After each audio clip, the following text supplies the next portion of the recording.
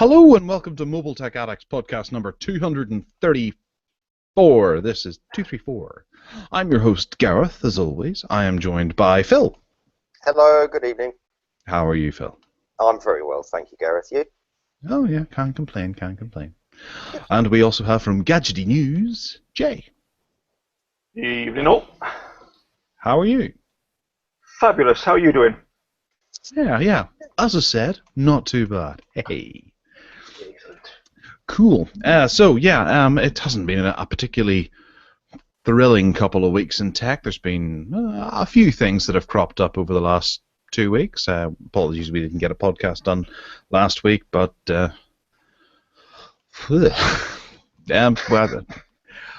just tired, I guess. Tiredness set in. That's unfortunate. Oh, bless you. Yeah, we'll just keep them coming relaxed and as people want to do them, that kind of thing. Matt isn't here at the moment. He is off gallivanting because it is in fact his birthday, or it was yesterday, and he got himself a new bicycle. Yeah, a little blue rally with a flag at the back that sticks up and it bubbles about as he cycles down the speed bumps. He's tried jumping it over the speed bumps. He's very, very pleased with it. So, it's got a little bell on it too, and a lock that he has to learn how to use because it's got a combination on it. There's 3 numbers or 4 numbers that he has to put in order to unlock the bike. So, Dad has to show him how to do that. So happy birthday, Matt. If you join us later on, we'll have a beer for you. If not, we'll have a beer anyway. Okay. We'll just dig right in. What's new this week? Jay, what's happened in your techie life? Secular life. Like you say, quite a lot of nothing really. I've had some audio stuff, little portable DAC headphone amp, which was rather lovely. Very expensive, but lovely all the same. New USB cable. The excitement never ends. But this one's by a company called SuperFly, and it's actually quite nice. Got little braided jobby and big aluminium ends with big S's on, so it's a bit super and fly. And it's the one I've got is 6 foot long. Yes, and it does USB type things, but they also come in Apple flavors as well if you sort of rock that sort of kit. And so far, it's lovely. It does exactly what it should do. Lovely. All right. And that's the extent of all your new tech and new hardware to play with, yeah? Pretty much. I've got some a variety of earbuds. I don't really like earbuds, but I'd rather have this kind of thing. And one set's sort of aimed at people that do fitness thing, running, and that. Oh, right, okay. Well, you're a cyclist. You could use it for cycling, couldn't you? I'm not even a cyclist.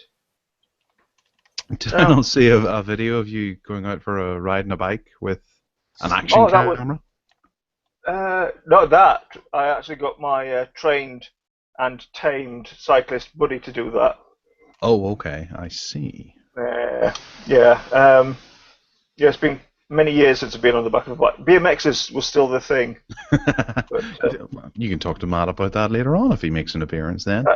Might do. We won't bring up his chopper. No, it's probably best not to. I think Chipolata is more like that than Chopper. So, Phil, what about you? Anything new, exciting in Filthy Phil's world? I tried on the Apple Watch. Yes. I didn't like it. I'm going to go. Everybody else said, having tried it on, it's converted a lot of people to buy them. Well, to me, it just felt cheap, plasticky, lightweight, and not impressive at all. As a watch guy, it's smaller than my smallest watch, and I actually said to them, is this the 38mm one? No, I want the 42, and they went, no, that's the 42. And I actually went in wearing my smallest watch, which is a 46mm G-Shock, and that's a square watch. The square watches do seem smaller than round ones, and it was just tiny. I was really unimpressed.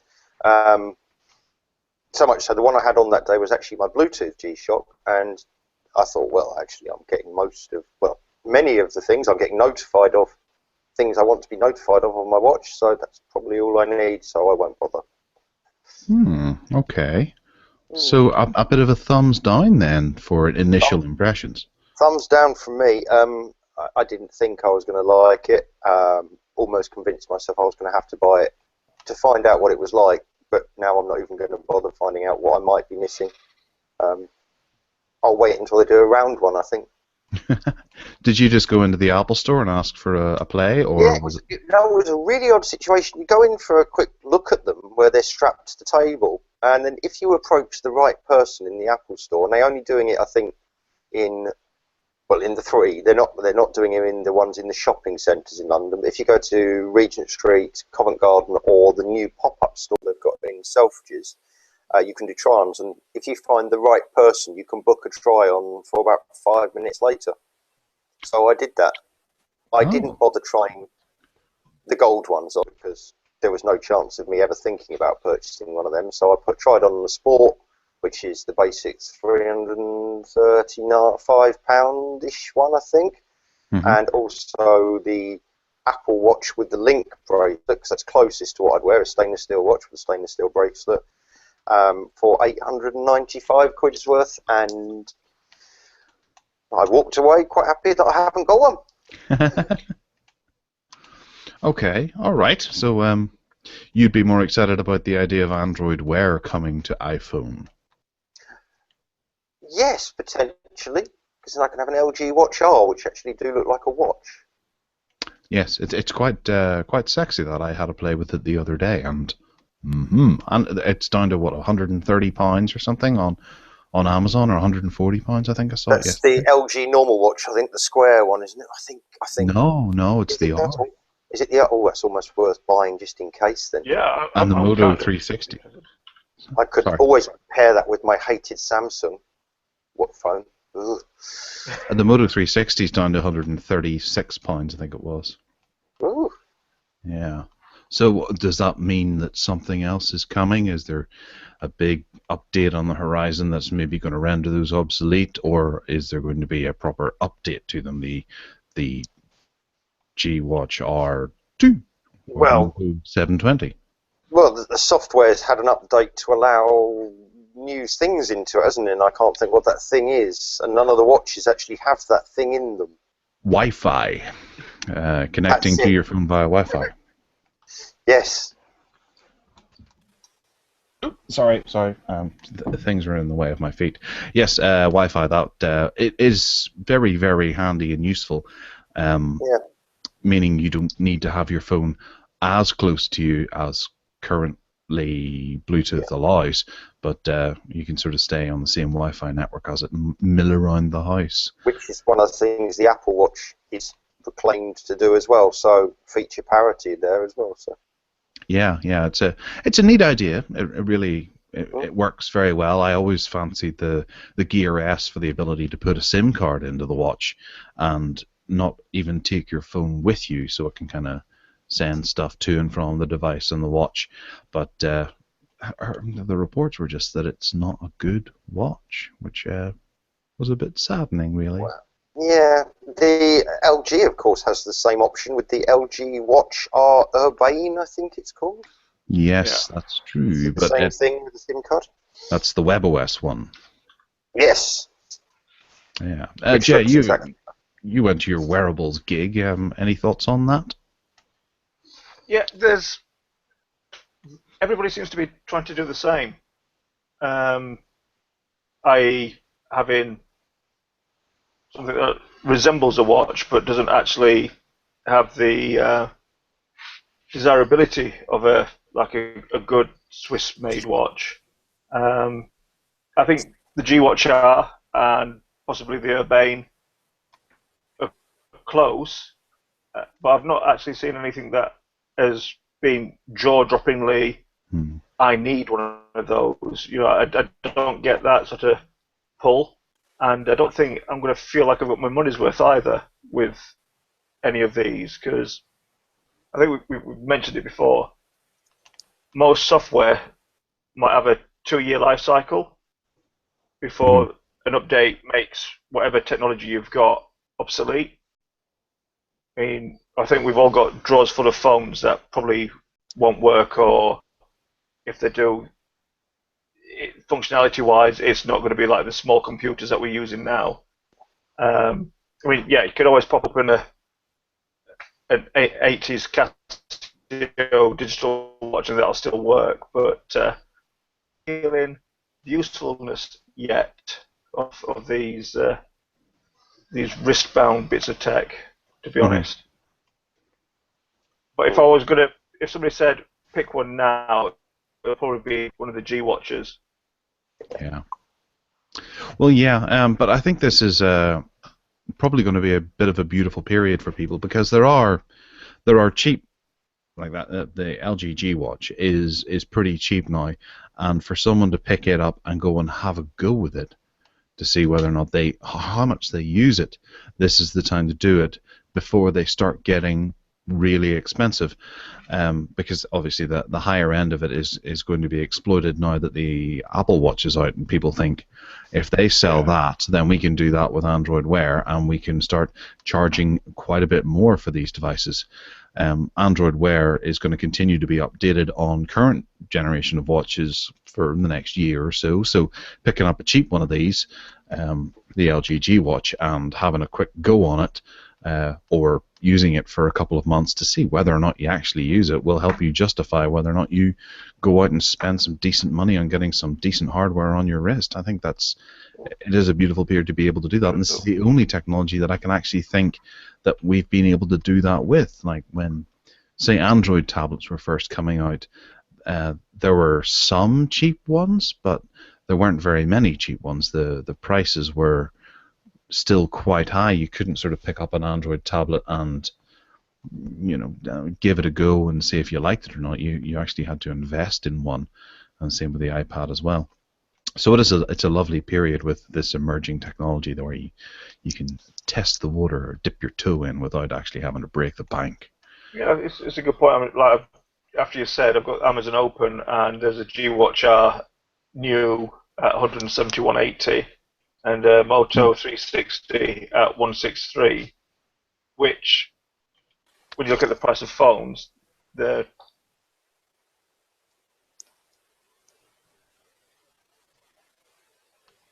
yeah. I'm just doing a quick search here. Expensive.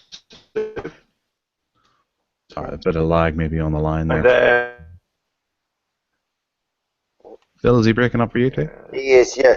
Something Jay and I were talking about in the pre-show was that with phones, and possibly with watches as well, or wearables, there seems to be a high-end and good quality, cost-effective low-end things. And actually, that's not a bad way to be. So you've got your aspirational products, and you've got a product for much less money that does 95% of what those high-end does for a very affordable amount. And that's not a bad place to be. Yeah, that's true. Sorry, I was just having a quick look there to see if I could find the Moto 360 for 130 quid, and it was actually in John Lewis. That's where it was, not Amazon. But they're sold out. It's gone now, and the company, is it iBoot or iBood, BOOD? They had it for £137 quite recently as well, or 4 weeks ago it was, for a 24-hour sale. So I guess, if you just keep an eye on the sales, you'll find it coming up for that price. But otherwise, it's 155 quid generally all over the show. Still a good price. Sorry? Not a bad price at all. No. It is. It's quite good. Sorry, that push bullet seems to be eating up all of my bandwidth. I don't know why. I'm going to have to remove it. Maybe that'll help things. Yes, I'll have a quick check and see if I can find the LG watch, because that was a pretty good deal, and I know you quite fancy it, Phil. Ooh. It is Type R, £150. Type R? That's a Honda Civic, isn't it? LG Watch R, £150 from Expansis. Okay. Okay, well, maybe not take that as a recommendation, but there you go. So you guys you're not rocking smartwatches more so than your funky high-end crazy watches that you have, are you? I have one Bluetooth connected watch. That would be my smart wearable-ish type thing. My other watches, I mean, the one I'm wearing now, arguably does more. It's solar powered. It's radio controlled. It's got tides on it. It's got a barometer. It's got a compass. It's got a altimeter and temperature. That does more. It just doesn't notify me of anything. Okay, but can you play Angry Bird on it? No, but the battery life's only 9 months, admittedly. On one charge? On one charge, yeah. That sucks. If I put it in... Oh, yeah, no, to charge it, it's really awkward. You have to leave it on a windowsill during daylight. Awful. Wow. Yeah, I feel your pain there. That's pretty bad. Mm. So anyway, to move things along, we'll come to I treated myself to a new device. what did you get? I have moved from my Nexus 10 as of today to a new tablet for my daily commute and my daily doings and things. So I'm no longer rocking my Nexus 10, which I've used for the last 2 years, I think it is, every day. I love that tablet. It's just it was getting so slow. If you did something like updated an application from the Play Store, it just ground to a halt. You couldn't do anything at all on it. It was a nightmare. And it was on Lollipop, and I'd done a full factory restore on it. It just wasn't working very well. So I went out and I picked myself up the Samsung Galaxy Tab S 8.4, and it's fantastic. Admittedly, it's not running Lollipop at the moment, and probably won't be for the next wee while, but it's beautiful. It's really, really small and light and powerful, and the screen is popping. You know, it's just as wonderful as the Note 4.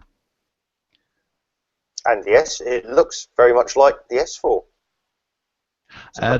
It's more like the S5, more so the back of it. It is based around the S5's design, and I think the upgrade to this is coming fairly soon, because this has been heavily discounted on the likes of Amazon. That's why I picked it up. It was £230, I think, on the day that I got it. It's now sitting at 260 or 250 or something like that. Is that a Wi-Fi only tablet, Gareth, or is that 4G connected? No, I went for the Wi-Fi only one. I had a 3G tablet once before, never used it. The SIM was in it, and it just ate the battery up big time. So I just left it alone. But I also bought another tablet as well, just to just Why because not? I could. Yeah, why buy one when you can buy two? So I bought the last quality bit of hardware that, or high quality, sorry, bit of hardware that Arcos ever made, an 8.9 Windows tablet. It's actually hurting my wrist holding it here. It's really heavy, but it's lovely. I remember seeing one of these when I was going out to America in duty free in one of the electronic stores not in Heathrow, in Dublin Airport, and it was in a glass case, and it was something like £700, and I thought, wow, I should pick that up and play it on the plane on the way over, and I didn't, and I always regretted it. So I managed to find someone selling it on eBay for 20 quid, and I picked it up. It's got a 60 gigabyte hard drive in it, Windows 7 Starter Edition, and I'm dead chuffed with it. I haven't turned it on yet because I don't have a charger for it, but I'll get one. Just a nice little bit of retro. Along similar lines to that as well, has anyone else noticed there's a large number of really cheap Windows tablets available, sort of 8-inch versions, for like 70 quid with full Windows on it? That's outstandingly cheap, really. But they did something where, was it there isn't a license fee on anything with a screen size less than, is it 8 inches or 7 inches? Yeah. So the market's just going to become awash with very cheap small tablets. Yeah. But it's great.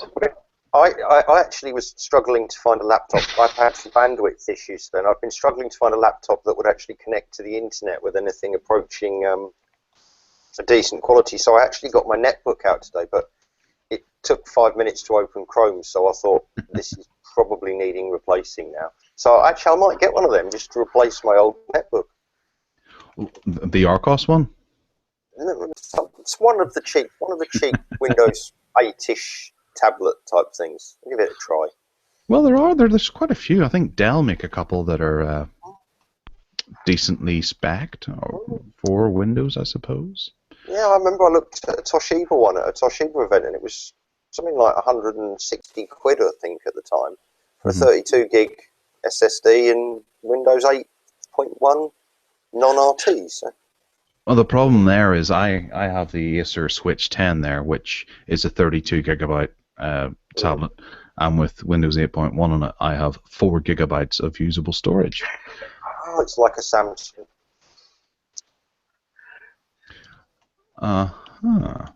You can repeat that again for the benefit of the audience. Like a Samsung. Oh, right. That's all you said. Right. Okay. What about you, Jay? Do you have a Windows tablet at all, or no? I've got my Lenovo Yoga 2 Pro, which is tablet-y and laptop-y at the same time. My other half's got an Acer tablet, Android tablet, and that seems to be all right. But I'm still tablet ambivalent or a tablet skeptic at the minute. Oh, really? Even after all this time? Yeah, because phones have got bigger, tablets seem to get smaller. So until I find a tablet that I can do laptop-y type stuff on, like the Surface, that I can actually afford, there's nothing I can't do on my Yoga or my phone. There's that no man's land that I'm waiting to be filled properly. Yeah, true. I suppose the Surface, obviously they've now released it's called the Surface, and then there's the Surface Pro. The actual Surface, the Atom running tablet that they've produced, is hoping to cover that area. But to be honest, there are any number of tablets out there running Windows 8.1 that are, cheap Intel Atom processors inside, and they run all right. I like the Acer Switch 10, but for doing anything particularly complex, you're going to be waiting a wee while. It's infuriating. Maybe you get used to the delays, the lag between clicking something, and you just sit there and wait. And then eventually it comes back and you click again and wait. It's the way we used to do things on old laptops, 386 laptops and things like that back in the day. Yeah, I thought that's why we moved. I thought that we moved away from those and got SSDs in our computers and things, so things happen quicker. So I don't see the point in regressing for something that's smaller, fiddlier to use, with lag. I don't know, it might be the Yorkshireman in me that can't see why I'll be paying for that. But then you have to take into account the expense of putting an SSD and all that kind of high-end stuff inside a portable device and getting it to run nice and cool and not overheat on the go and be ready for action at the click of a button. It's operating systems are just getting more and more difficult. Like I was looking at Windows 10 specs because I keep thinking that at some point Microsoft have to release an operating system that isn't going to be as demanding on the system as the last, I don't know, since Windows 3.1, I suppose. That would run on pretty much anything.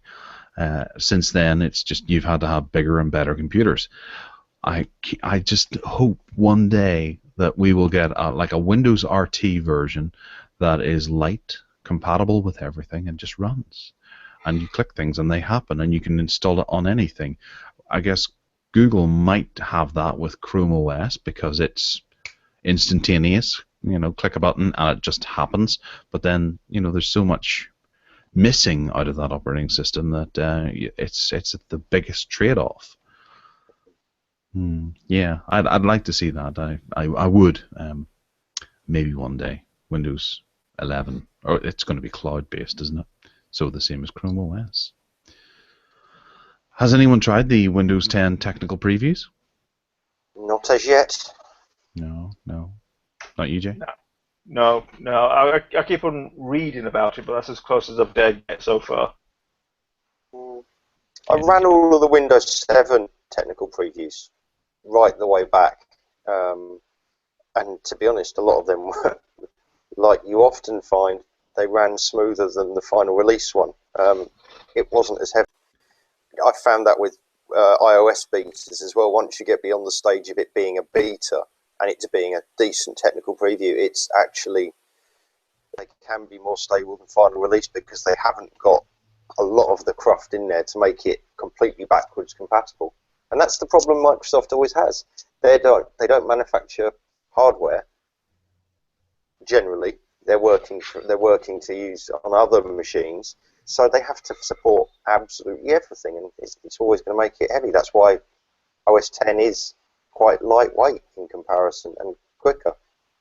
Well, when it comes to the Surface devices, I would expect those to run beautifully because they write the code and they release the hardware, so the two should be absolutely perfect for each other and not have any flaws or any problems along the way.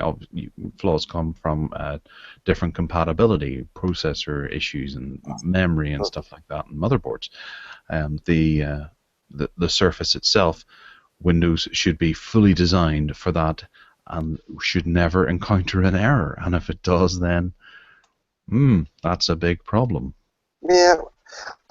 A lot of the problems that you can associate with Windows, you can actually go right the way back. After XP, they were creating a new operating system called Longhorn, which never made the line. They quickly had to turn around and release, because it was going to slip so far behind, and release Vista, the most hated operating system since ME.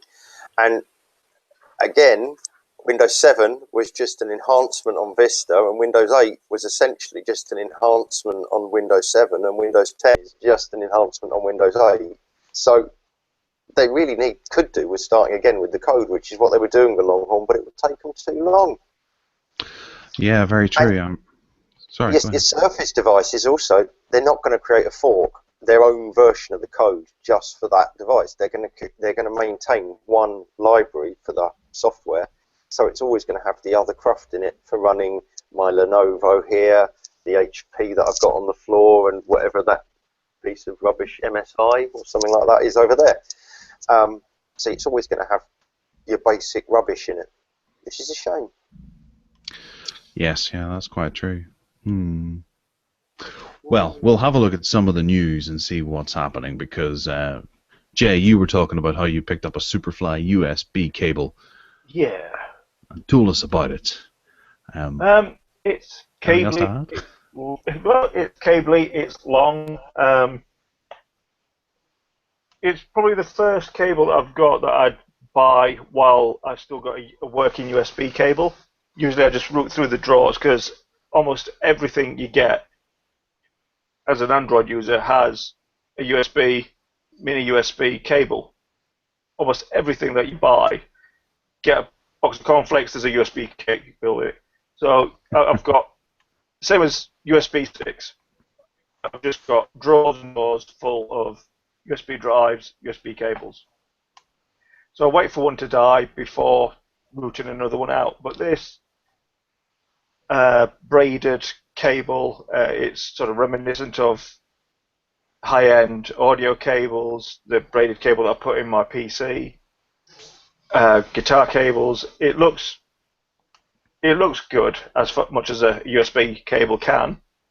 It does USB cable-y things, but it's the first time I've had a 6-foot USB cable, and to a lot of people that's probably a bit of overkill. But I did an overnight stay for part of my day job, and the plug in the hotel was miles away from the bed. So I like to have my phone charging overnight, make sure that the alarm goes off. And this SuperFly cable was long enough to go from the plug out one end of the hotel room to the sort of bedside cabinet where I had my phone. So another win. And the reasonably priced as well. You've even taken a picture of the Ibis you were staying in. Yes. With just the to prove cable my plugged point. in. Yeah. Usually you've got a nice little socket near the bed, but this was, But again, it's things that you don't know you need until you need them. And no, I saw them online and I thought I'd give it a go. And so far, so good. As exciting as USB cables can be. Well, I have to say, it's amazing how much you've actually written about a USB cable and then been able to talk at length twice about it on the show. So, if ever there's a spokesperson, cable convention, you're the guy to go to. Wow.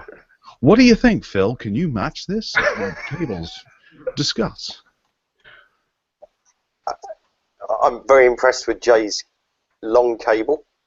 I was actually looking at it. It's actually a braided cable is really useful, and I have a particular car stereo in my car that I slot the iPhone into, and it becomes the screen of the car stereo.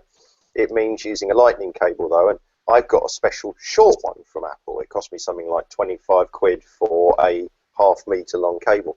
If they'd one of them in half-meter, that would be excellent, because the normal one gets all twisted up, and a braided cable is a really useful thing.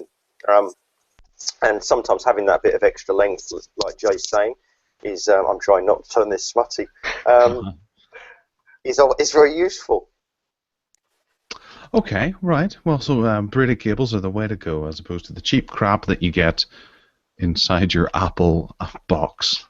I don't know how many official Apple cables we've been through in this household. I just bought 2 new ones today, actually. Although they do look like that. They've got that SuperFly logo on them. Maybe they are SuperFly I bought today. Maybe.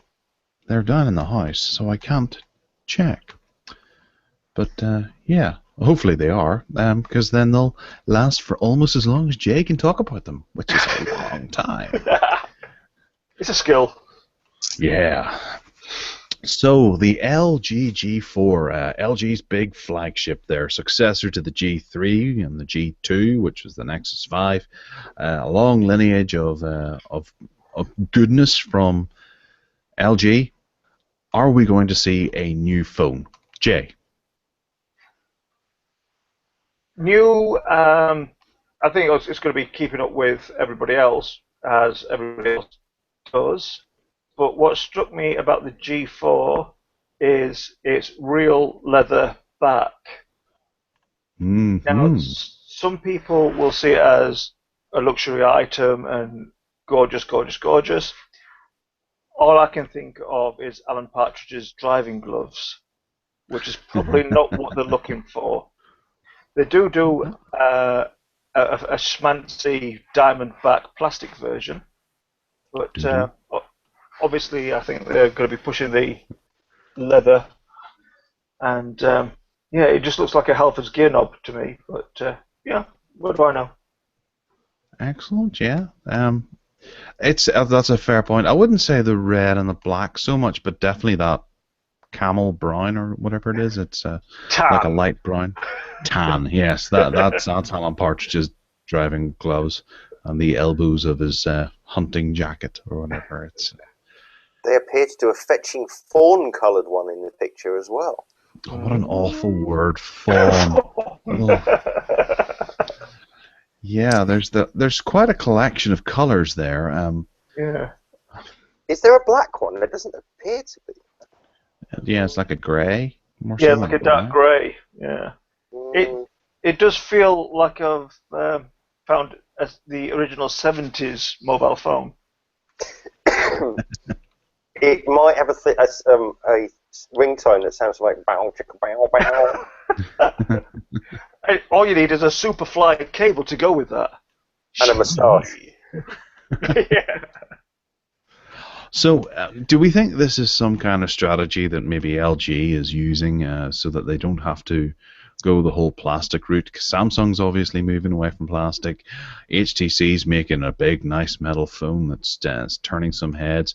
iPhone's using quality materials and always has. LG last year with the G3, I know I slated them for putting the really plasticky feel to it. It's a great phone. Inside plastic. So is this one way around it without having to go the whole metal phone thing? Would you have it? I'm going to go the other way. I'll start commenting. LG G3. I wasn't a big fan of the LG G3, but it wasn't as creaky as many plastic phones have been. It was actually, although plastic and felt plastic and very slippery, didn't feel plastic. Didn't feel cheap. Yeah. It was well built. It's very easy with a plastic phone. It's actually very hard with a plastic phone to build it so that it feels solid. It's easy to make a creaky, cheap-feeling plastic phone, but not easy to make a solid one. So that's possibly why they've done it. Also, metal and plastic phones are usually quite a slippery thing in the hand. The iPhone is horrible in the hand. It will fall out of your hand easy as anything. So I've got a leather case on mine. Tanned leather? No, mine is black leather. I only have black leather in my pocket. Red piping? You need that red sports piping. No, I haven't got the other bit with me. No, I've got a very clever iPhone case. It's got a back shell, but then instead of having to be a wallet, it just by magnetic force, it holds itself into a wallet case when you want to cover the screen. It's very clever. That's voodoo. It's voodoo. It's magic. It's magic. I actually quite like the look of this. I hate to say it. Well, I don't hate to say it because I liked the Nexus 5. I didn't like the G3. I think the leather, I don't like that seam down the back. It looks odd. But if they hadn't done that, it might have looked nicer. That's extra grip, is it, not having that seam? That's the one thing that struck me about it. And you can spin ball. Am I allowed to say it's ribbed for pleasure? And it vibrates too. Yeah. I don't like the plastic one at all. That just looks stupid. Yeah, the I don't know, the squaring effect on it, the crisscross on it, really makes it look like it's cheap plastic. But at least they keep in the removable battery, unlike everybody else. Yes, yeah, the S6 lost it, but the Note 4 still has it, which is nice. That's about it, really, isn't it? That's everything. We don't know a lot more about the G4, really, do we? The 2 weeks' time, I think, before it's announced officially, isn't it? I think. Yeah. Yeah, it is taking its sweet time, and there's not as much excitement about it, but there's a lot of rumors. I think people are going, well, you know, there's a bit of news there about it, but otherwise these things are happening. It's really not getting as much attention as the S6 and the iPhone 6 and the HTC One M9 got on the lead up to their release. Which is, I think, is quite bizarre because the G3 was largely considered by many to be their favourite phone of last year. Yes. I mean, I've seen one rumour that suggests this has got an 8K screen or something silly like that, 6K or 8K screen. 8K. Yeah. Okay. Yeah. So it's going to have to have about 64 gigs of RAM. But that would be a differentiating feature, you've got to admit that. If they turned up and suddenly said, this thing's got 16 gigs of RAM, the rest of you just... I just want to see how hot that would get. Yeah. That's going to be a very toasty phone right there. Yeah, you can cook your lunch on it. Yeah, frying Well, it. if I could get one in time for Glastonbury, that might be useful. That could be cooking dinner on it. Excellent. You have dinner you're going at to Glastonbury? Yeah, take it to Glastonbury. Yeah, of course. Yeah, I'll be taking a phone there. EE have got the little booths, so they give you the battery sticks to keep charging things with. It's brilliant. Yeah, there was I forgot about that. There was an article, or there was a free power bank to anyone on EE. That's it. Yeah, I haven't ordered mine yet, but I should. Yeah, I saw that. I think I still got it on Facebook or something for. I haven't quite worked out how to do it from an iPad yet because it tells you to send a text message from your phone. Well, I've got an iPad. How do I do that? Oh yes, this was a problem you had last week as well, wasn't it? Yeah, using the EE movies things and whatever it's called now. Yeah. Orange Wednesday. That was it. Oh yes, okay. All right, so next up is it was me. I unboxed the Arcos 50 Diamond, which I had for a whopping 1 week, and I used it not a little over the course of that week, not too much. It wasn't bad, to be entirely honest. I wasn't expecting much from it. The last few Arcos releases I've felt have been a wee bit sub-power, but this was there wasn't anything wrong with it. It didn't do anything spectacularly, other than looking very green. I'd say it's the greenest looking phone I've seen in a long time. But it was fine. It really was, and for the money, I can't remember off the top of my head how much it costs. It's like 140 quid or something like that. This thing's dead on. It really is. It ships directly from Arcos' dual SIM, which I suppose is, if for general customers it's a bit of a pain in the ass if you only have one SIM, because it still shows the icon at the top saying nothing in the other SIM card. But you know, it looks well. The camera's fine. It ran for a decent amount of time during the day. I didn't drain the battery completely through fairly heavy use during the day, and it did everything. It just performed. It's another Android slab that does the things that it's supposed to do and did it with style. Well done, Arcos. I'm hoping that this is another step toward them actually really capturing what it was they used to do so well. Yeah. Have you guys played with any Arcoses recently? No. No, just looking at how incredibly green it is. Yeah. The video doesn't quite do it justice either. Is it actually brighter than that? It is, yeah. It's like a luminous green. It looks like it's been dunked in plutonium. Maybe it's been dunked in plutonium.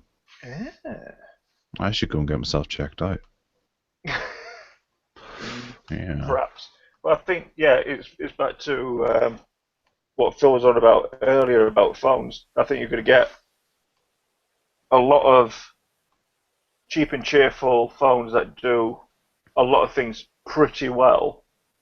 Mm-hmm. It's going to be a void, and then you're going to get your desirable must-haves at the other. I think that there is going to be nobody actually aiming for the middle ground anymore. There's going to be people priced to sell, as awful as that is, and I must have one of those because my friend's got one at the other end. Yeah. And I think by the looks of things, the Arcos 50 Diamond is HD, 16 megapixel camera at the back, 5-inch. 16 gigs on board. It's for normal people, your average user. It's got everything you need, really. Mm. And it's that funky looking that it's going to appeal to Debbie, People that you wear know. high vis. Yeah, it can light up the road for you. But it'll satisfy that one person who wants a smartphone but doesn't want to go iPhone, doesn't want to spend too much, and it'll just work, and it'll complement that kind of crazy sense of, you know, fashion that she might think that she has. It works, yeah. It's a good phone. I liked it. I was actually a wee bit sad sending it back. I wished I had spent a bit more time with it because I kept putting it off, going, I'll use it tomorrow. I'll use it tomorrow. Okay, I'll go and use you today, and yeah, I'll use you again in a couple of days' time. And before I knew it, they wanted it back again. But I did enjoy that time I had with it, and it's put Arcos back on the map for me because I'd been out of them. And that's one of the reasons why I went and bought this tablet, because I wanted something that they had built that was good quality again. Aye, so speaking of quality, Microsoft are going to be launching their Surface Pro 4 this summer running Windows 10. Now, it wasn't exactly. There's been a lot of speculation as to whether or not they're going to be doing it, and I know there was a few people who were going, "Are they? They've just released the Surface, so we don't see them doing two devices in the same year." But no, it looks like they are going to be doing so because they have. Well, it's been rumored that they're going to be using a very specific processor inside it, which is Intel's new Skylake processor, which we weren't looking to see until next year. But this could be the first device to be rocking it. That could be a good thing. That could be a bad thing. So if there's any flaws in that processing technology, then this expensive device is the one that's going to suffer from it. Phil, you're up on your processors. Do you know anything about the Skylake? No. Oh. Okay. It's called the Skylake because it's named after the Great Lake in the sky. The bubble that once existed. It's referenced in the Bible about the water canopy that was around the earth. Stop me if you've heard this one. Actually, no, stop me. Yeah. I'll just kind of tell you about the Skylake processor. Okay. It's due to launch in 2015, and it's the successor to the Broadwell architecture. 2016, not 15. No, it launched in 2015. Oh. It's considered as a TOC step in the TikTok's release cycle, so that means it's a big one, I think, doesn't it? Yes, yeah. Because Broadwell was just it was better graphics than the previous one, but not a lot of saving in energy. Skylake is completely redesigned, bringing better CPU and graphics performance with reduced power consumption. So yeah, sounds all right. Yes, I think we mentioned that in some of the article as well. Requires less power and offering better battery life. Mm-hmm. And it comes in all of the flavours. So it'll come in i3, i5, i7, Xeon, which is for the sort of big towery type things, Pentium, and Celeron. Okay. Pentium? Okay, Wikipedia. Don't believe Wikipedia always. But apparently, it's considered by many to be the most significant processor for a decade. Excellent. Is that many people at Microsoft? Just many people. That's all it says. Many people. Media reports have said that many people think. So if we were to put the definition of many people into Wikipedia, does it give you an example of how many that is? Well, actually, the definition of many would be the same as multiple, so more than one. Ah, okay. Two, then, right. Okay, well, yes, Haswell, Broadwell, they were big releases, I'd say, as well. There was much excitement about them hitting the shelves or the motherboards, however you want to refer to it. And Skylake, bit of an odd title, I suppose. Wasn't that where Wolverine was made? That was Wolverine in the X-Men films. That's where he had his adamantium put in. That was Skylake, I'm sure. Ah. And it's run by Brian Cox. I remember him. That was it, yeah. Yeah. Playing Stryker. Yeah. William Stryker. Colonel, yes. And he wasn't in a football team. No, definitely not. Okay. Well, whenever I put this up, comments were made not so much on the Skylake processor, but in the little bit of extra bump that I put in there, that this device will not actually feature USB-C because Microsoft are saying that it's too early for them to put this into the device. Although it's got the cutting-edge processor, I believe there's some chocolate cake being delivered now. Ooh. Coffee's on its way. Oh, thank you very much. Coffee as well. Coffee as well, that's right. Thank you very much. Clinkies. Yes, the USB-C technology is too new for them to put into the Surface Pro for in time for release. Yet they can still get the Skylake processor, which hasn't been released yet. I don't get how that works, but Is there a couple of machines that's already got the USB-C? Hasn't the new Chrome thing got USB-C? The Pixel and the MacBook. Hmm. Because the MacBook only has the USB-C. That's it, and nothing else. So the Microsoft are going to have nothing else in it. Oh no, sorry, it'll have it, not have it, and everything else probably.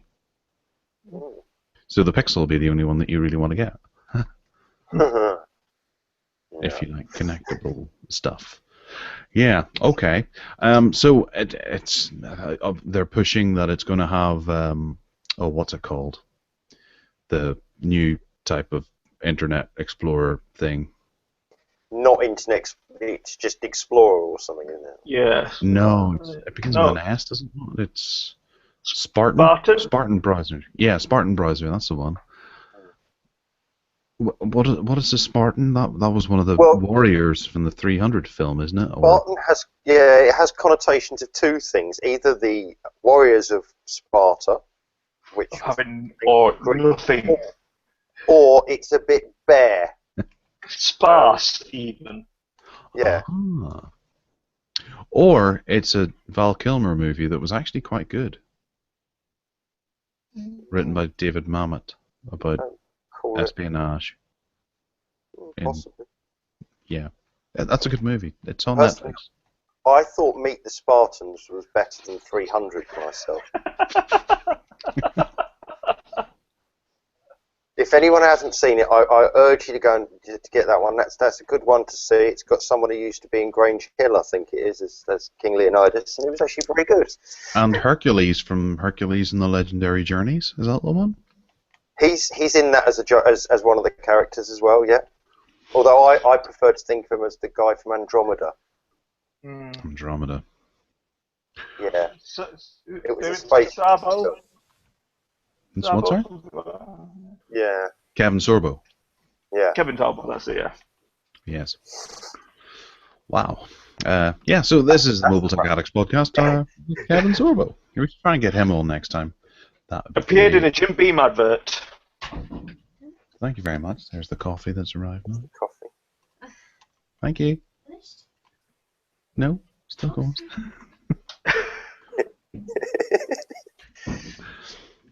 Yeah. We'll have to feature her in the guest list in the future. Yeah, definitely.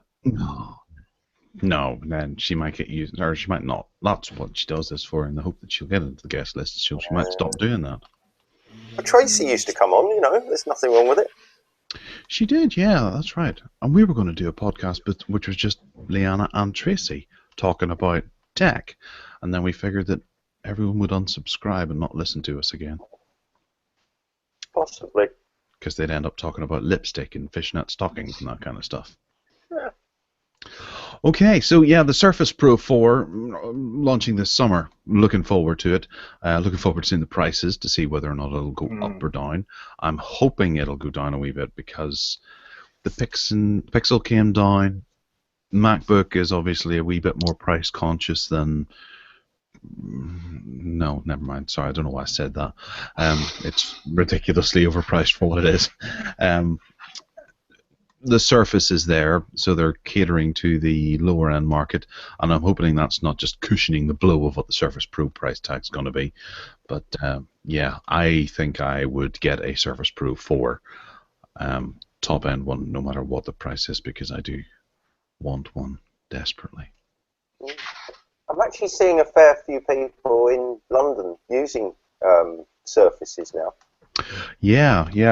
I was at a press gig, and the amount of people who had Surfaces were it was really popular because it does so much with the pen, the keyboard, and they were just recording the whole thing on something like, or was it OneNote? They just hit record, so they have the whole audio backup. So it was the one solution for everything, and I thought, can I do that with my Android tablet? No, I don't think I can. Can't record everything and write and doodle and jot.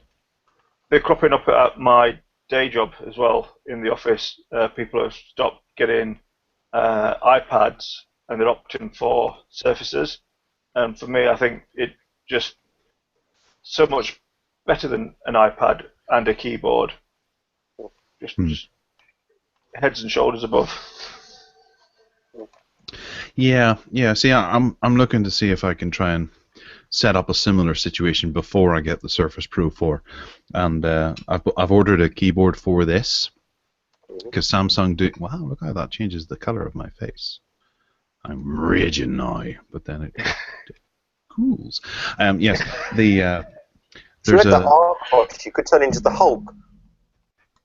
I could do there. That's like if only you had the Archos phone to hand, because the luminous green would just Gareth smash.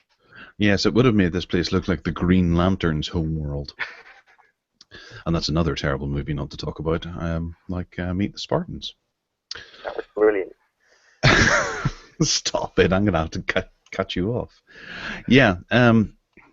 So yeah, I'm going to get one of those keyboards. I've got another Bluetooth keyboard as well coming to me to see how close I can get to replicating the kind of real-world situation I saw an actual journalist sitting, taking notes and doing his work at a press conference, and he was able to take pictures and throw them over wirelessly to the device. So I want to be able to do that on an Android tablet and see if it's doable. I know some people will go, oh yeah, you can do that with an iPad and you can do it with this software suite, but I want to see how easy it is for someone just to set it up and do it. And that's my challenge for the next couple of weeks. And I'll report back and let you know how it went. I need a press conference to go to as well, so if anyone knows of anything happening. I missed Microsoft's yesterday, and you're going to the LG one, Phil, aren't you? I think I am. I think that's all of the news about everything that's coming out. You could go to WWDC. The dates have been announced for that. I know you're such a fan of Apple products. So. Yeah, I probably wouldn't go to that. No, okay. I've got better things to do that night, like lower my intestines and wash them by hand. Right, okay, so we got a press release from EE that they are setting up, I thought this was a little bit cheekily phrased, but they are the first ones to do this apparently, the UK's first launch of Wi-Fi calling.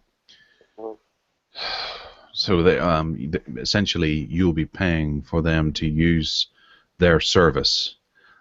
And whenever you get into the house, rather than use their service, you can use your own Wi-Fi to phone people, and under the guise that it'll guarantee you signal in your house. Now, I know this has been going on for quite some time. I have a femtocell down in the house that does it for me, because the networks aren't interested in spending the money to get signal to my house. So instead, they're coming up with these other solutions to be able to do Wi-Fi calling from within the house.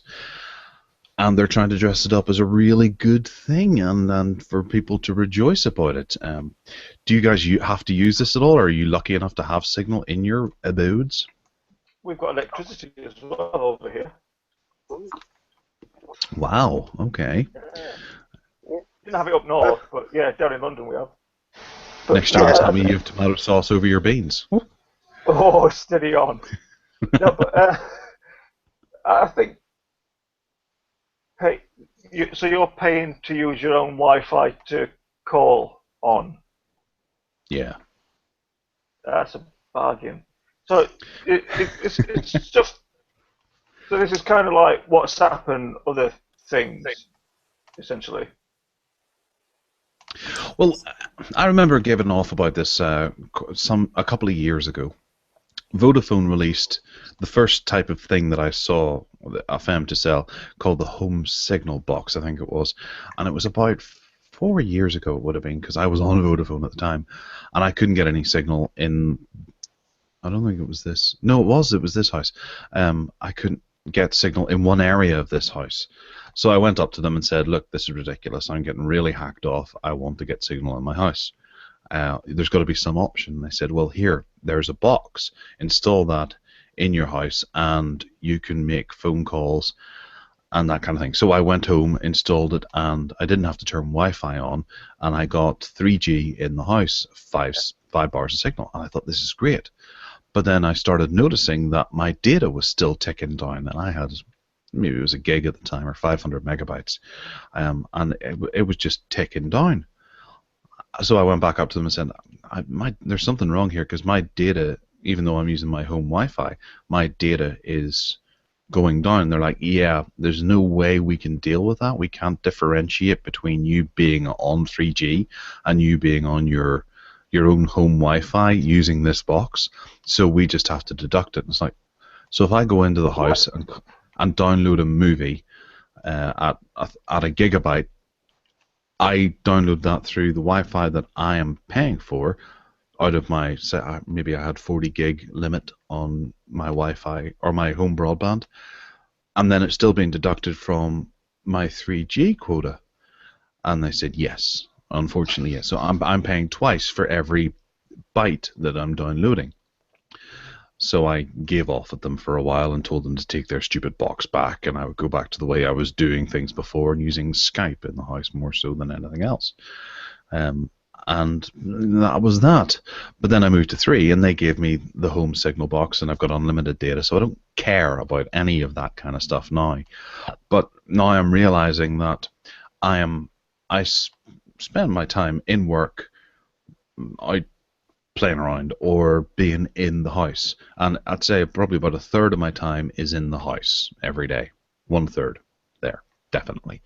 So 1/3 of my bill that I pay to 3, or anyone who picks up this EE home signal malarkey, is going to be giving over a third of their bill, or should have their bill reduced by a third, because they're using their home Wi-Fi, not EE's infrastructure.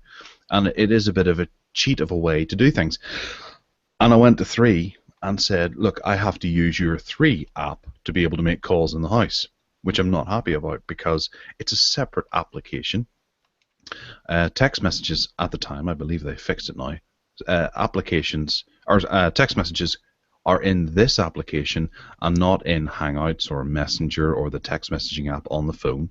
So I have to look through 2 different applications in order to find text messages that I've sent and received. I said, well, there's nothing we can do about that. We're trying to fix it, but at the time there was nothing they could do. Eventually they gave me the home signal box, and I was able to put that in, and I get full HSDPA around the house, and I never have to turn Wi-Fi on for my phone at all. It's brilliant. Even out here, that in my garage, which is a wee bit further away from the house, and I never got signal out here, I get 2 bars from that wee pebble. So it's the same idea as what Vodafone was doing, and I'm sure maybe my data is being counted twice again, but on unlimited deals, who cares? But it's still a bit of a cheat, because 3 aren't actually providing me with any form of service other than giving me FM to sell. My broadband provider is providing me with all the service, and 3 are just collecting money for it, so that it's money for nothing. And I think as it rolls out more and more, say BT a few years ago had the idea of doing the open reach thing, so that everyone who had a BT home BT Home Hub in their house, yeah, there would be a portion of that would be handed over to public Wi-Fi and create like a big Wi-Fi network all over the town that everyone was paying for. And if EE's doing that, this kind of thing, then they're not really actually selling you anything or you're not really paying for anything that they're selling you. Does that make sense? No. It does make sense, but EE's is slightly different from what I've seen, because one of the first phones it's compatible with is the iPhone 6. If you're running 8.3. So what you actually get, and I did pop my EE SIM card into it very briefly, and it actually shows you as EE over Wi-Fi. So you can use it if you're on the tube in London. You can actually get signal and make phone calls and receive phone calls, receive normal text messages. It is just a proper way of, well, it is Wi-Fi calling. You are doing VoIP and you are connecting to EE's network via Wi-Fi, and it is seamless. So it is different than what we've seen before. The only phones that are currently compatible is the Lumia 640 and the Galaxy S6 and the iPhone 6 and 6 Plus, I think. Yes, and the Edge, yeah, and the S6, yeah. Yeah. So it is something different. It's something they've been pushing for in the US for a long while. It's something that's very important to them because they do get ubiquitous Wi-Fi everywhere, and they had been a little bit lagging behind with rolling out 3 and 4G networks. So they've been pushing for it, and also where they've got 4G networks, but they haven't got, say, 3G networks. They have got 4G now, but you can't do voice over LTE yet, so it drops back to the next, which is 2G often. Didn't we have this once before, especially on Blackberries? It was UMA, Blackberry, I think it was called? UMA, exactly. This is UMA making a reappearance, which was again on T-Mobile. So Orange. Orange, was it? Yes, it was Orange. So and they never knew how to do it. And it didn't really work, let's be honest. But yeah, that's rolled out. It's rolled round again and become something that people might actually use now. Well, they have to, yeah. Well, I don't see it as a bad thing. Yeah, you're going to use your home broadband, but actually it seems to be a fairly seamless transition from one to t'other. And it means where you haven't normally got massive signal, you've suddenly got something that's going to work. Yeah, but again, it's taken out of your... If you have a cap on your broadband, that's something to consider, depending on how much you use your phone. Absolutely. Audio isn't going to really kind of eat up the gigabytes, I'm sure. But, you know, you get high definition audio. It's a wee bit better. And if you use your phone an awful lot, you might realize that you're eating into, at the end of the month, eating into your budgeted quota. Jay, would you use this at all, or? I don't know. It is interesting with the whole underground thing, but you know, I quite like using the underground as an excuse not to pick up calls. To be honest, it's bad enough with hangouts. So you know, you've got a nice little oasis between popping up overground and.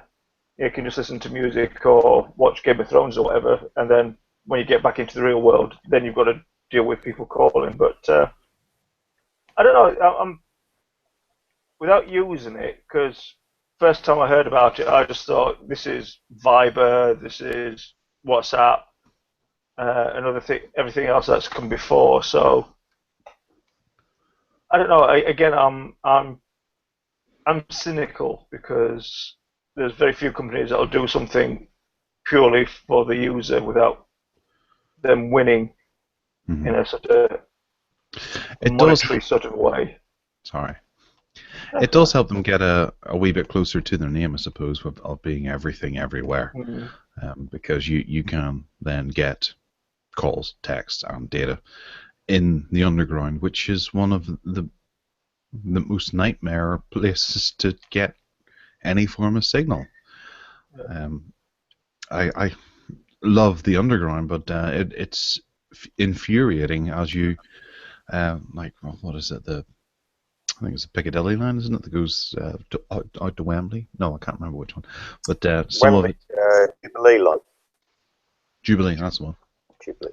You're outside for quite a bit, and then you go down toward Sherlock Holmes's home. Baker Street, you go down, then you come back up for Finchley Road, and then down for the next one again, and then up again. Yeah, you're in and out of signal the whole time, and you're trying to watch Netflix. It's not happening.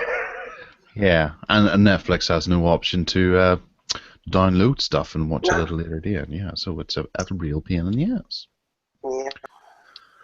So this will hopefully fix that, and Jay can just pretend, or you can turn your phone off. No, you can't even do that, can you? Paul. Airplane mode. Yeah. But then you can't buffer Netflix. Yeah. I use Showbox, so it's all right. But we don't talk about that. No. I've heard it's terrible too in the last couple of weeks. It's an awful thing, and you can't get the first 5 episodes of Game of Thrones or anything like that. But okay. Yeah. Moving on. Yes. What's next? The original Apple Watch. Oh, I saw this actually. Someone dug this up and they gave it to Marquis Brown, was it? And he had to play with it. That's a ridiculous amount of money. My word. So this is an original Apple Watch from Apple Computer macOS. It says here. Tell us what, Jay. Well, basically, seeing as we're all obviously loving the new Apple Watch and can see that being a heritage piece to pass down to grandchild to grandchild, and it's obviously going to hold its money and its worth, and the iOS is going to work for years and years and years. This is an old school Japanese movement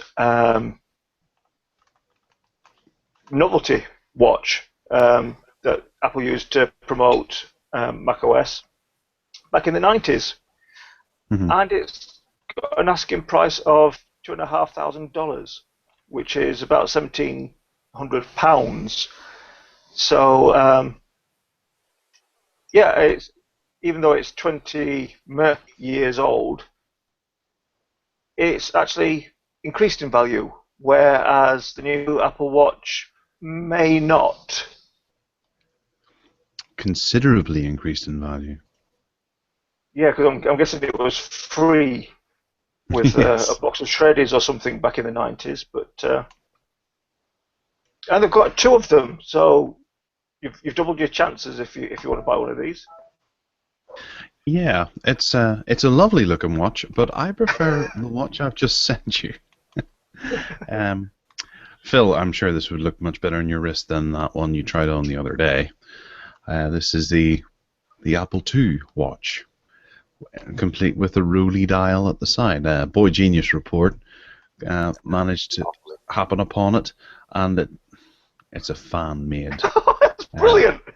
Apple II watch. It's lovely looking. I'll put the link in the show notes for anyone who's a bit inquisitive. This is gorgeous. Trouble hanging out to open. Let me see anything. I love the dial. The crown is awesome. It is, yeah. It's particularly retro, sticking out as far as it can go. And it's nice to have a green screen as well, yeah. I really hope that this sort of thing goes into production. It has a 72 megahertz ARM processor, 256K ROM, 64K of RAM, a built-in real-time clock. And the display is 18-bit colors, 160 by 128 pixel. Well, lovely. That's not going to look insignificant on your wrist like the Apple Watch that the release does. That's going to be a statement piece, definitely. Yeah, absolutely. It needs to be sold. It has to be sold. This I would get one. I'm contemplating. That is awesome. Something. And for some reason, the beige and that's not as bad as the G4. Yeah, the fawn colour they've chosen. Yeah. Very true, yeah. And hopefully it yellows over time as well. Oh, Like, I hope so. Most And the lights potentiometer they've used for the crown is just immense. Yeah. It's a shame that we can't just superimpose that on the screen now for everybody that might be watching. Can we? You could put that as your avatar. I might, in fact. I'm just looking to see if we can. I've never done this before. Screen share showcase, and I'm sure this is fascinating for the people who are listening. Well, we're still learning. We are, yes. After I don't know what 40 of these, we're still learning. Still haven't managed to get it right either. At all. Anyway, well, we'll move on because it's not fair to me. Oh, I hear some tinks going on. Yeah, so I'll delve into the bargain basement and you can play around with it, Phil, and see if you can get it up. I know you. Before we do move on to the bargain basement, though, Gareth, I think there's another important one, phone that's been released today for pre-order that we need to discuss. Yes. The Blackberry Leap is up for pre-order now in the UK, £199. It's not a bad price, to be honest. It's a very much a budget phone. It runs BlackBerry software, and it's important we mention it. Would you get one? No. No. But I have just found the Google Effects thing, so I can put things on my head. For those of you listening to us, Phil has placed the Google Effects upon his head. Well, I like that one. Yeah. Yeah. Sorry, I just found that. I was trying to put the picture of the Apple Watch on the screen. Yeah, that's not the Apple Watch. No. All right. Okay. So the BlackBerry Leap, it was a bit of a peculiar one that popped up at Mobile World Congress, wasn't it? Or it was, yeah. Yeah. It was. And we don't even know why they bothered. No, it's up for pre-order today. If anyone is very much a BlackBerry fan or supporter, then this might be of interest to you. It's £199, SIM-free, which is not bad. Through BlackBerry's online store.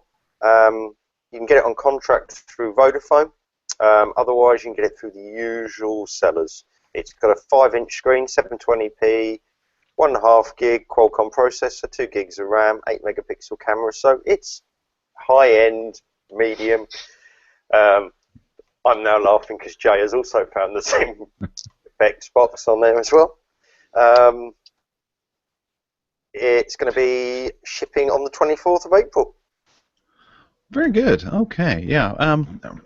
It's not really probably going to sell too many. I can't imagine. I don't think the Passport is doing particularly well either, and it's quite a high price.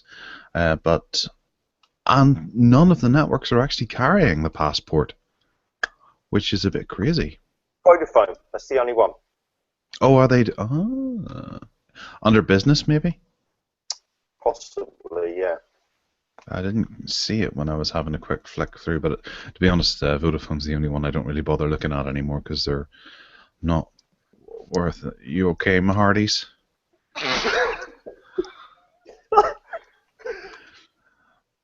Yeah. So the guys have found the pirate's hat in the Google Effects here on Hangouts and are enjoying that quite a bit. That's a nice eye patch and goatee you have there, Jay. That's.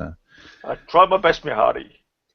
So, is BlackBerry still supporting all the security stuff that they were known for before, or is it, is RIM still useful? I don't know. Phil? Sorry. Just sneezed. Sorry. I think RIM does have. They still have got a place. Why are you in Venice? Sorry, I'm choking.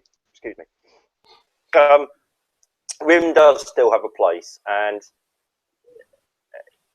it would be a useful phone to many people. There will still be people that are using BlackBerry systems, and I don't think it's a bad thing to have other options other than just staying with Android and iOS. Having a third, or I'm not a big fan of Windows Phone, and having a third and fourth option is a good thing. Absolutely, fully agree. But if the infrastructure isn't there, you know, the app support isn't there. Whilst it has the Amazon App Store now, which is a has the Amazon App Store, and also has the ability to load to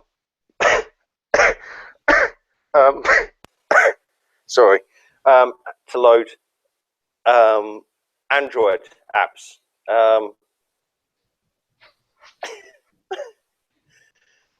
Sorry, Jay just appeared in the background. Okay, you're at the Acropolis there. Is that Jay? Yeah, I think it is worth having. I think it's worth having a third and fourth options. Yeah. Okay. Well, we'll move into the bargain basement, and you guys can enjoy your silly little added extras there. Okay, there's a bargain over at DX, which is dealextreme.com. DX.com, sorry, for Deal Extreme. They are a pretty good Chinese manufacturer website, a bit like what's that, Alibaba or AliExpress or whatever. And they sell cheapest chips, cheap and cheerful Chinese mobiles. But there's one that caught my eye that is pretty impressive whenever you look at the specifications of it. It's an Android slab, as you could well imagine, and it's called the Elephant, isn't it? It is called the Elephant. No, the Elephone, sorry. Elephone, yeah. The P6000, which runs Android Lollipop. It's 64-bit quad-core 4G phone, and the specifications are not loading, to be honest. There they are. It's 4G, micro SIM, dual network standby, blah blah blah blah. MediaTek 1.5 gigahertz quad-core processor inside, 2 gigabytes of RAM, 16 gigabytes of internal storage, which is novel. Usually you find 4 gigabytes in these kind of devices, but this one's got 16. Maximum expanded storage is 64 gigabytes, which is a bit low for that, but the display is actually a size range of 5.0 to 5.4 inches, so there is some options there.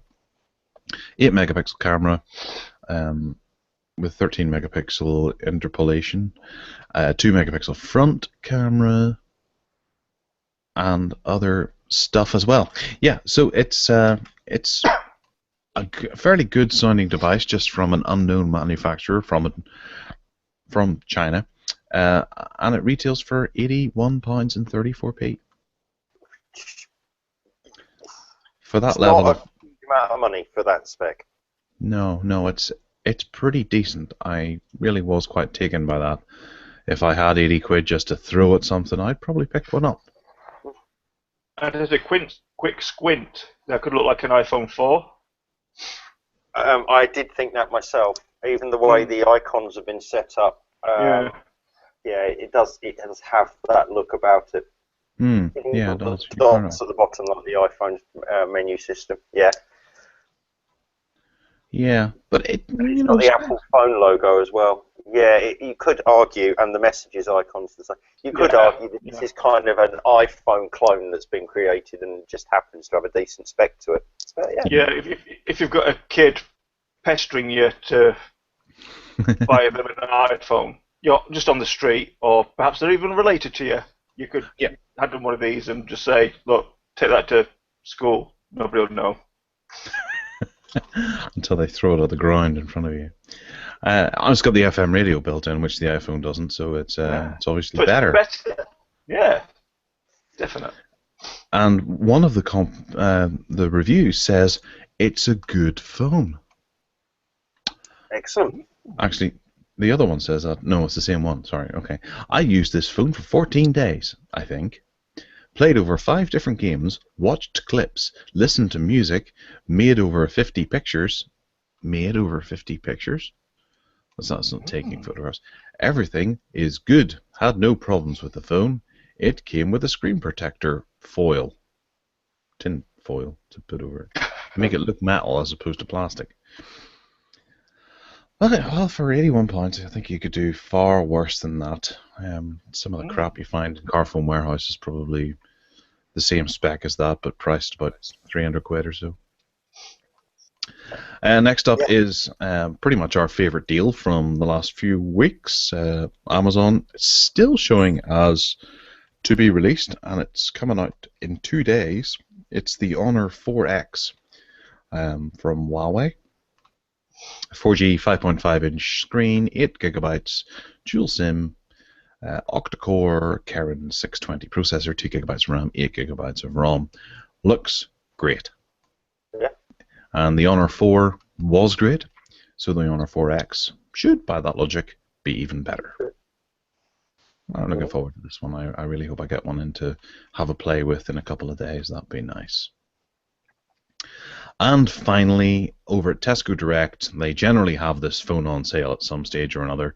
If it's not on this week, it will be next week. They have the Tesco Mobile Moto G, the 4G white version, for 95 quid. And you get 95 Club Card points with that as well. That's still one of the best phones of the end of last year. And I think that's a 5-inch screen, isn't it? No, 4.5-inch display. Still running KitKat, which shocks me. That's fairly much stock Android on the Moto G. A bit shocked that it hasn't got Lollipop yet, or maybe it has. For that kind of money, it'd be worth just sticking a ROM on of Lollipop and enjoying it. So yeah, for those kids, Jay, you could always give them one of these and they'll be happy enough. Well, funnily enough, I recommended one of these to a workmate only today because he asked me about it. And I said, 95 quid, go for it. SIM free, it's yours, under 100 notes, good phone, 4G, why not? Yeah. It's cool. I know a lot of people who actually have this phone and they do love it. They do love it very much. Even as a secondary device for going out clubbing with, this would do quite well in your pocket. I think the camera's pretty decent on it too, if memory serves. Yeah, so that's about it. Does anyone have any other business that they would wish to put in there? Well, before we close for the night, there has been a press conference this afternoon, evening from Huawei. And I don't know if we want to touch on some of their announcements that they've made. Tell us about them. It seems that they have launched possibly 2 phones. They're known as the P8 and the P8 Max. Now, from what I'm reading here, the P8 is a 5.2-inch 1080p screened slab. What they're toting is it's 6.4 millimeters thin, dual nano SIM and micro SD functionality, 13 megapixel RGBW camera with optical image stabilization, enhanced audio, Lollipop on it. Double click on the volume button to capture photos quickly, so that's pretty quick. That's pretty good. Well, they've had that for a wee while, I think. That's okay. The usual 3 gigs of RAM, 32 gigs of memory with micro SD up to 64 gig, 8 megapixel front camera. Yep, all the usuals. AGBNN for dual band things. It's got a battery. And then there's the P8 Max, which is a 6.8-inch version. 6.8? 6.8-inch. That's not a phone, that's a space station. That's quite a large thing. Again, same basic specs. Yeah, what they're saying with both of them as well, there is no bezel on this thing. There is literally no bezel. Around the outside, you've got nothing to the edge. I think I've just read another thing which says it's 93% metal. 94% of the body is metal, which is quite impressive, and it's a 7-inch phone. Wow. Yeah, and that's loaded with the Kirin 935 64-bit octa-core Yeah. running at 2.2 gig with a 13 meg camera and a 5 megapixel selfie camera. Yeah. And the big one's got a massive battery, 4,360 milliamp power. You should get more than 2 days on a single charge.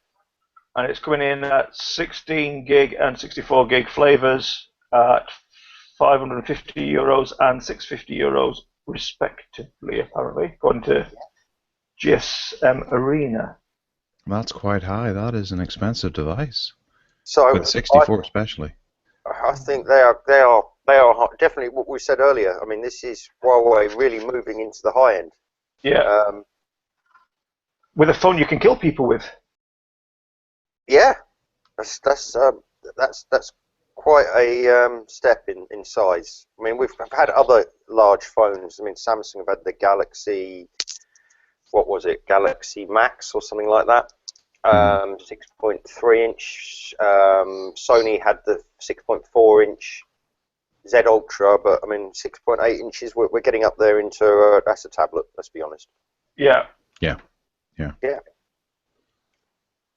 I think there was a 6.8 inch tablet once, slightly smaller than 7. I would have thought, I'm just looking at the resolution, I were expecting QHD at that size. Yeah, it seems to be just 1080p though. So I wonder what the PPI is going to be on that then. I have to say, I had no complaints with the Z Ultra personally. But I can imagine other people with better eyesight than I might say they wish to have a higher res display. Yeah, because I suppose like the Samsungs and the iPhones of this world putting in as many pixels as they can. Yeah.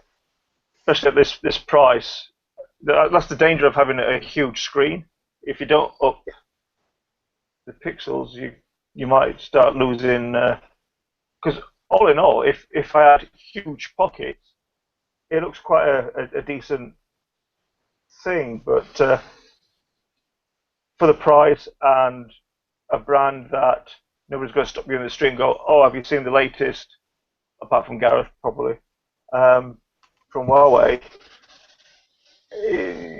It's not got that bragging factor, although the build looks great and everything about it looks really, really attractive. You need that sort of extra bragging power in the pub, really. Yeah. But that 5.2 inch version of it looks like that's a nice looking phone. The battery on the 5.2 inch version is 2,800. 2,680. No. I just read one that said 2,860, so. Oh, might be a typo. But there's a P8 Lite as well. A Lite? I haven't seen that one. Yeah, the P8 Lite. It's got 2,200 milliamp hour battery. Dual SIM. 5-inch screen, 720 by 1280, 294 pixels. Again, running Lollipop, octa-core 1.2 gigahertz. That's weird because I've got a report here saying that the P8 Lite was pulled at the last moment. Ooh, okay. And saying we've just got the P8 and P8 Max. That's what I'm seeing. We're just seeing the two. Right, the phone that never was. Yeah. That's interesting. I wonder where it went. We'll have to find out. I shall email PR in the morning. Yes. We want to know. I'm intrigued. Under other features, it's got an oscillating Hoosel binder inside it. Oh, excellent. Maybe they couldn't get it to oscillate or Hoosel bind effectively on a smaller battery. Well, it has been rather warm, so yeah. Oh yes, well it helps. The temperature does help considerably. Okay, so well, yeah, that's quite nice. Huawei. Hopefully we'll talk about those at length next time on the Mobile Tech Addict Show. I think we should. And if you want to get in touch with us, you can by emailing us at podcast@tracyandmatt.co.uk, or you can phone us on 0208 123 3757. You can find me on Twitter at Gareth Myles, GarethMyles. And Jay, you're on Twitter too. Yep, at J Garrett. And on the interwebs, it's gadgetynews.com. Excellent. Phil, you're on Twitter as well. I like your tiara and monocle. Very pretty. Thank you. I am at. Sorry. Do you need me to talk for you there, or are you? This vaping's killing you. I'm at LOW405. I was actually trying to turn it off. My mouse has stopped working. Are you using that Lenovo again? Yes, yeah. The trackpad's actually stopped working. Ah, right, okay. I think you should take it back to the shop because it's shit.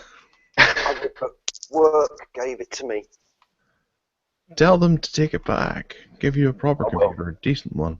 I thought you were all Chromebooked up. No, I don't have a Chromebook, no. Oh.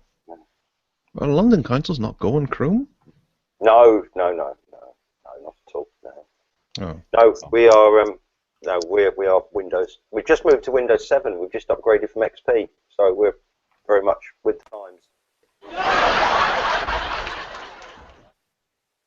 Okay. Yeah, I don't know what that was. That was not me. That was not an effect on Google, I'm sure. All right. Well, we'll stop assaulting the listeners' ears and toodle on. Yes. So,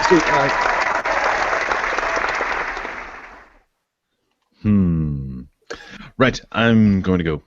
So we'll catch us all next week, possibly, hopefully, maybe, depending on the weather and our energy levels and stuff like that. But other than that, have a wonderful week. That's goodbye from me. And good night from me. Excellent.